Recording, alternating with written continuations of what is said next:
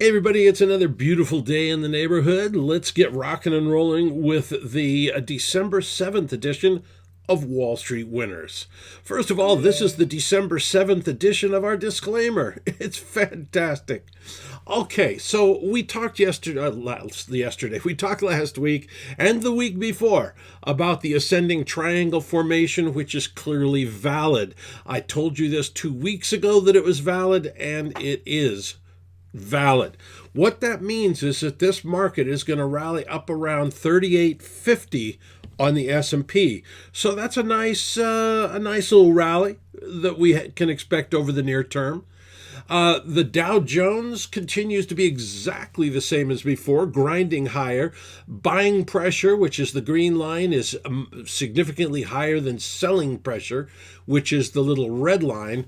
But the ADX, which is the black line, really not confirming this bull market. NASDAQ continues to move higher.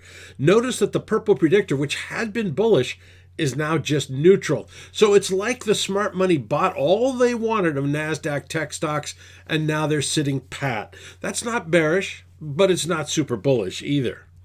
Seasonality remains explosively bullish. Look at that top chart there.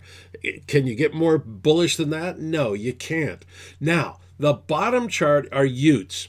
Now, let's stop here for a second. Utes are supposed to stop being bullish October 31st, but we always like to watch an extra full month, which we've now done, and it looks like the seasonality is over. So we're not going to be bullish on the Utes anymore. But there's something very interesting going on here. Look at the purple predictor. The purple predictor is making higher highs and higher lows, even though the Utes are making lower highs and lower lows. Highly unusual. I think that what will happen is the Utes will probably bottom out right around this level here, right above this support. Maybe we'll poke below the support, but basically the little bear move of the Utes is now over.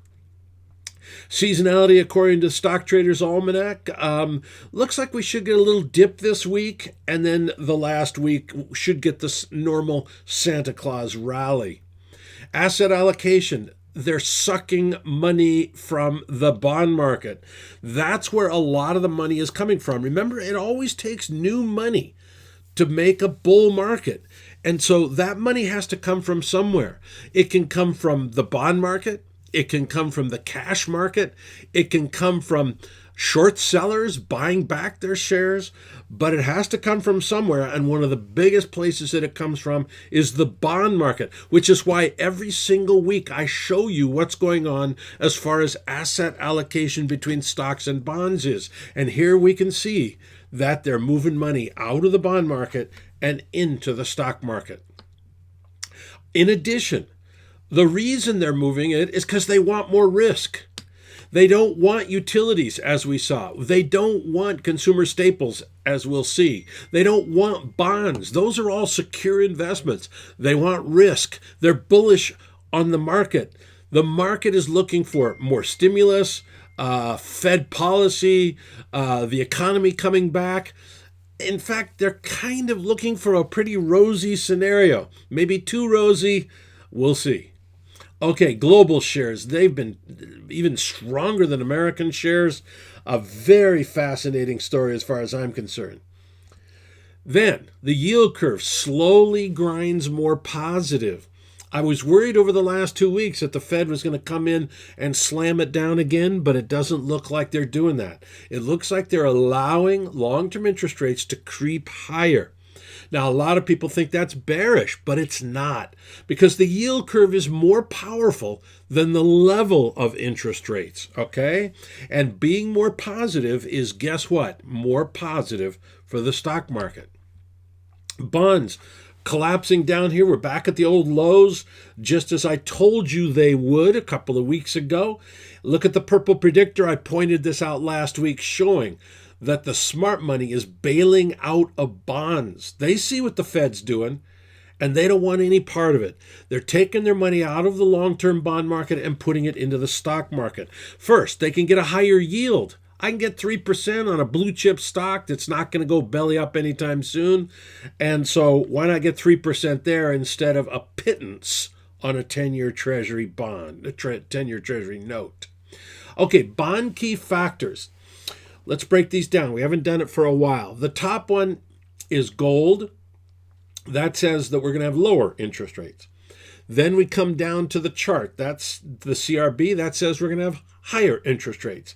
Then we come down to the green line. That is interest rates, and you can see it's moving higher. And then finally, the blue line is 10-year treasuries. Now, you got to look at it this way. The 10-year treasuries in Germany are moving slightly higher. So that's supportive of higher interest rates in the U.S. Now, you could look up at the gold and you could say, well, but gold is collapsing. And that's definitely not saying that we're going to have higher interest rates. But you can't look at it that way, because what I'm showing you is one of the most powerful indicators I've ever invented. That's right. Nobody else uses this indicator. But what you have to do is look at gold and the CRB and project 6-month forward. Here I'm showing you a 6-month forward leading indicator of bond yields. That's right. I'm showing you how to see the future. No crystal ball, just a couple of squiggles on a chart. So we can see that gold started on a bull market all the way back in 2018, but it really accelerated at the beginning of 2020. The CRB index was generally in a big bear market until it bottomed in April. So from April until, let's call it August, both were heading higher. And what that does is it means you project forward 6 months and interest rates will be going higher. So 6 months from April, that gets us over to what, October? And interest rates are going higher, just as predicted from one of my super tricky, powerful leading indicators of the bond market. Okay, US dollar. I've been talking about this for some time. Bear market, got to be short the dollar. This is going to have an impact on everything around the world. This is leading to higher commodity prices, except gold. Okay, gold should be going higher if the dollar's weaker, but it's not. Why? Because interest rates are going higher. Got it? Interest rates are going higher, and they're making it less attractive to own gold. We'll get to gold. Here we are. So we finally got a little bit of a rally here, but it's still a bear market in gold. In addition, Indian wedding season, which accounts for 50% of the demand for gold every year, well, there really wasn't one this year. It was very muted because of COVID. So it's either going to be stretched out or people are delaying, maybe in the spring. So the seasonality has been distorted, but a huge demand for gold has been gutted. Okay, our gold key indicators remain bullish because really it's all about the dollar, but the dollar is not the most powerful indicator anymore right now. So we have to reject these. Crude oil popping up again to a new high. I thought we'd stall out here in the mid-40s, and certainly we did for a week and a half. But this looks like a legitimate breakout to the upside. So we might be targeting $50. OPEC is saying they're going to cut their production. Increase their production by 500,000 barrels a day. And the fact that the price went up in the face of bearish news tells me that the demand for oil is increasing faster than the increase in supply. That's bullish. Bitcoin stalling out up here, but still a bull market. I still suggest, even when we had the dip a week and a half ago, I said you need to remain long. Now, the problem is, the purple predictor shows the smart money has taken profits on their long Bitcoin position. So whereas I was quite bullish before, not so bullish anymore.